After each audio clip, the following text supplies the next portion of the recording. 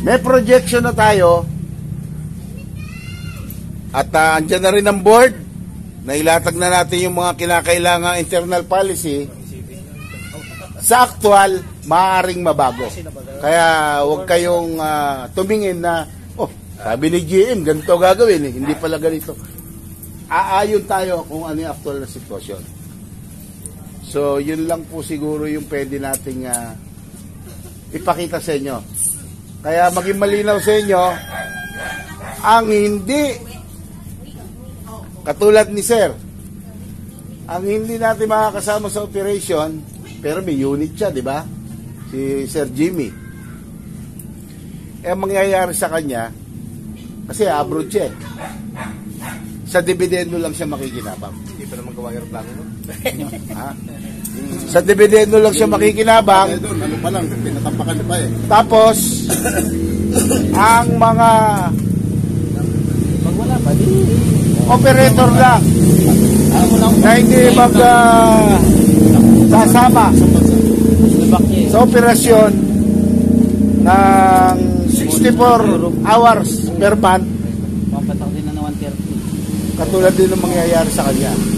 Sa dividendo lang po ang panginabang niya. Yung iba nga, 78 lang. So, ganon. Halimbawa kasi, meron tayong operator lang talaga eh. Katulad ni Madam Nelly, kung di siya magpaparticipate sa 64 hours, sa dividendo lang siya. So, nagtatanong kayo, paano ba yung sistema ng hatian? Ganito po hinahati yan. Sa transport pa rin tayo nag-uusap ha. Ang gross sales, tatanggalin mo na. Ang matitira dyan, Sige, tapos yung lahat ng net income. Sa net income, dahil wala pa tayong 5 taon, required ng CDA, ang 50% ng net surplus, automatic reserve fund. Hindi pwedeng gastusin, hindi pwedeng galawin. Pang-met ng losses, ng mga lugi. No? 50%. And then pagka nakaltas yung 50%, yung 10%, ito yung CETF, Cooperative Education and Training Fund. Yung 3%, ito yung tinatawag na Community Development Fund. Hindi natin ito mapaghahatian. Ipamimigay talaga to sa proyekto para sa ating komunidad. No? Kalantang Bagyo. Kalantang Bagyo, pwede yun. Pwede tayo magano yung ano mo dati? Yung sa mga mag-aaral, yung feeding. Mga ganon. feeding program. Bala na board yan kung anong gagawin nila dyan. Tapos yung 7%, land and building uses yan, yung depreciation. Kasi ang unit, paluma, nababawasan na ng halaga yan. Diba? Yun ang 7%. So, pagka natanggal na lahat yan, paano ba tayo kikita dyan? Nasaan na yung kita natin? Ganito na po yan. Bibiyakin niya ng 70-30. Yung 30, ito yung patronage refund.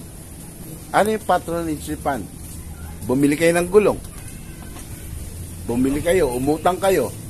Yan. Kung ano man yan, 30% yan. Yung 70%, yun na po yung tinatawag na dividendo. Sa isang share, tigilan share. So, doon na inahati yan. Ganun po pag-ahati-hati niyan. So, dapat maging malinaw yan sa atin. Hindi yan lahat pupunta sa bulsa ng mga officer. No? Mayaman na ngayon. Magkokorporasyon na ngayon. May Montero na si Chairman, no? Chairman, may Montero ka na. Yan. Yan? Di ba Montero yan? Mananahi lang ang mayari niyan. Ang paslupang mananahing milyonaryo. So, ganon. Ang target natin sa kooperatiba to make profit. Saluhin yung tatamaan ng modernization. Kaya, nakadesign na po itong medyo binalangkas ko na kung paano natin patatakbuhin ang ating operasyon. Sa driver, pag nabigyan tayo ng 45 units, ang kwenta namin dyan, 2 shift. So, ilan na kagad ng driver? 90. 90. Sa loob ng 7 araw, 7 driver, kailangan mo ng isang reliever. 2 shift, 14. Di magiging 16. Ha? Para sa 7 unit. 16. O yan, ngayon, pwede yung reliever, pwedeng bawasan natin muna yan. Overtime naman. Para yung iba na ayaw mag day off, overtime na. Gusto ko makinabang dito pa rin ay member. Kasi ito po yung may-ari, priority ito. So, nakadesign na rin po yung marketing para buuin yung consumer. Ano ba yung trabaho ni consumer? Basic needs natin. Lahat tayo, araw-araw kumakain. Hindi lang tayo, pati pamilya natin. Kaya sisimulan muna natin yan sa bigas. Ngayon, kanina yung kinuwento ko nga, yung 1 buwan para dito, 1 buwan para dito. Tapos, kasama na rin po dyan, magtatayo pa rin tayo ng ganito yung struktura para naman sa credit. No? Ibig sabihin, nag-iisip na tayo dapat ng positibo. I-minimize natin yung mga negatibong magiging epekto sa ating operasyon. Yung katulad ng mga nabanggit niya ng tropa, paano nga ayaw nila pumayag? Ayaw nila magpadaan sa 13. O di hanggang gentry lang tayo. O, di ibig sabihin may solusyon pa rin tayo. Kasi hindi natin po pwede na sabihin na, okay, approve na kayo. Hindi muna, hindi pa namin nakakausap si Vice. Hindi pwedeng ganon. Hindi na siguro kasi wala naman mag-operate ng mga jeep. Ang tawag naman po doon, sir, ito, bibigyan ko kayo ng konting kwento. Ang tawag po dyan ay external control. Hindi natin kontrolado yan. No? Yung mga colorum, yung CDA, BIR, OTC, DLLG, DOTR, external control po. Mahirap po natin yan basta makontrol. I-minimize natin yung magiging epekto sa atin yan. Ang tinatawag naman pong internal control, ito, ang board ay for internal policy. Ang management for operational. Ganyan po ang dapat maging tulungan yan. No?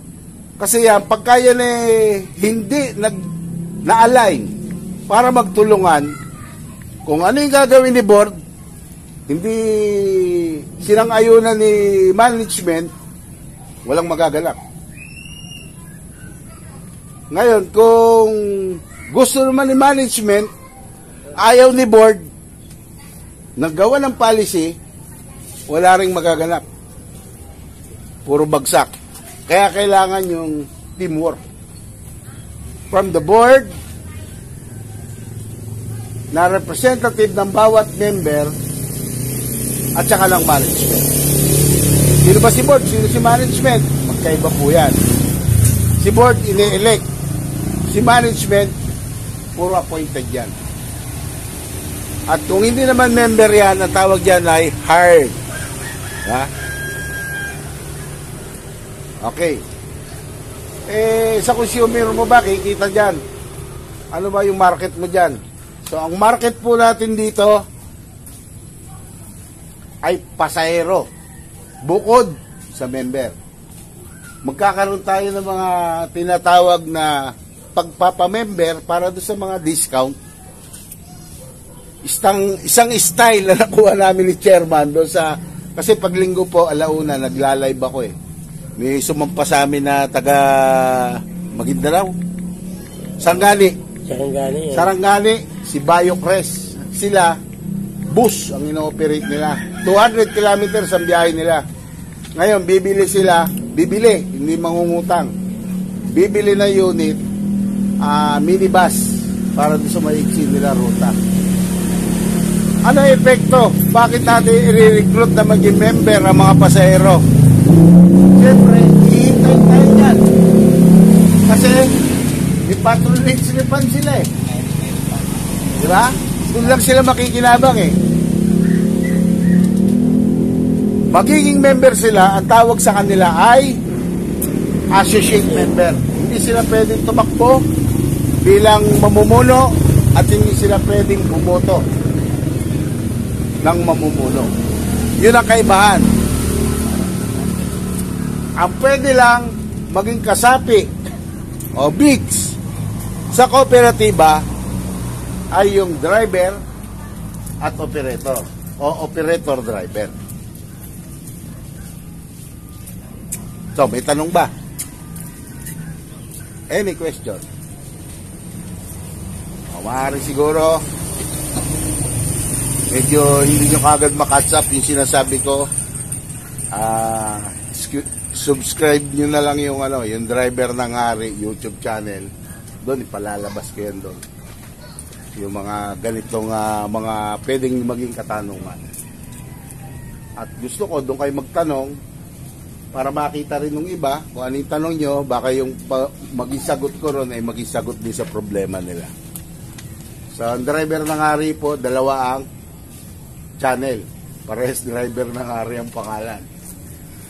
Facebook, pangalan ko.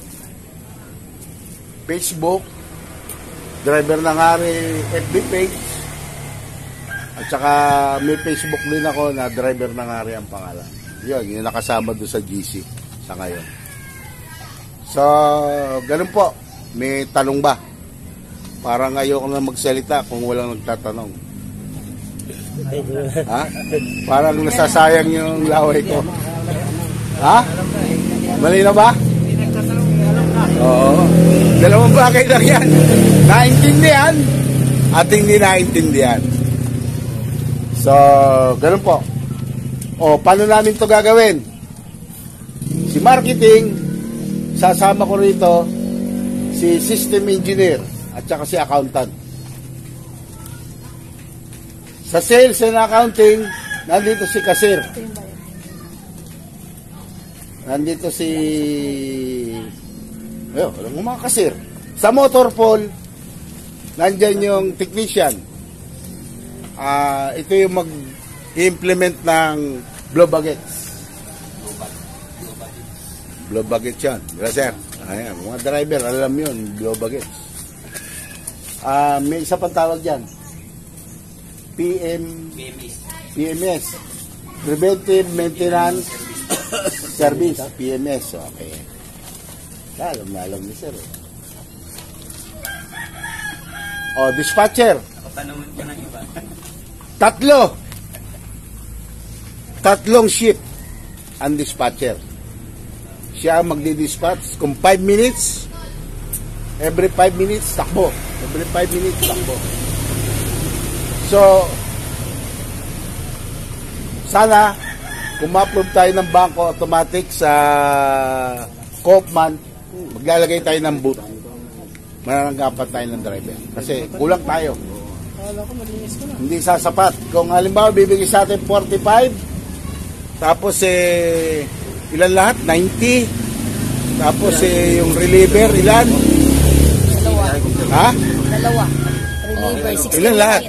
Ha? 16. Hindi, ilan lahat? Yung kabuuan, kung 45 units bibigay sa atin. 106. Mahigit 100. 6. Ilan lang ang member natin? Ilan lang nandito? 15. Hindi 15. pa Hindi pa driver. driver lang yan. Hindi pa lahat driver. Mamaya na sila ate. Hindi naman ko Treasurer na yun, no? Auditor to. Sino? Si Ate Sel? Oo. Pucha, matindi yan. Sumusot sa ilalim ng ano yan. Ng jeep. Wala na akong ganun driver. Ha? Wala na yung driver ko. So, ganon. Labas tayo ulit para magkalaman na, Jim. Sige, hindi. Ang ano lang dito, maging malinaw. Ang internal control dito, pag policy board,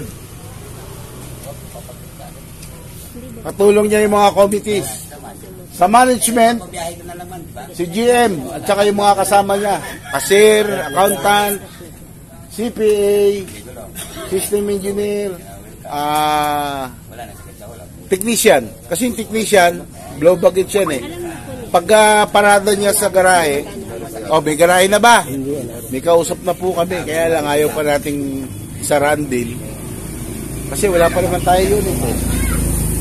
Pero once na nag-go-signal, pag-uusapan na natin yun. Kakausapin na namin yan. Kaya makakasama nyo na si Sir Mario para sa paggawa. Sir, no? Ang dami nyo na kagad assignment, kaya medyo hindi na kayo maliligaw kung ano yung gagawin nyo. Tapos i-chat nyo lang ako. I-direct message nyo kung may mga tanong. Si Chairman, sa GC naman. Damputin nyo lang yung pangalan niya. Damputin nyo yung pangalan ko doon. Direct message nyo ako kung mayroong mga tanong. Basta ang tanungan lang, 8 to 5. Ngayon, pagka medyo lagpasan ng 8 to 5, pwede pa rin naman. Overtime na. Overtime na yun. Baka maningil na ng bayan. Okay, kung wala kayong tanong, siguro i-award na natin yung